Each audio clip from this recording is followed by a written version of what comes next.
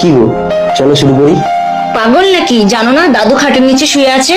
তাহলে দাদুকে উপরে দাও, আমরাই নিচে যাই, চলো। আরে মাথা মোটা, খাটের শব্দটা না তো সাইলেন্ট করতে পারলে তুমি, কিন্তু আমার এই মুখের আওয়াজটা বন্ধ করতে পারবে তুমি? আর তাছাড়াও দাদুর খাটে সব অভ্যাস নেই।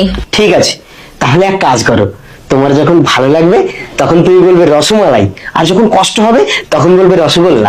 ঠিক আছে, তাহলে ঝটপট শুরু করি। রসগোল্লা, রসমালাই, রসগোল্লা, রসমালাই, না না রসমালাই, না না রসগোল্লা।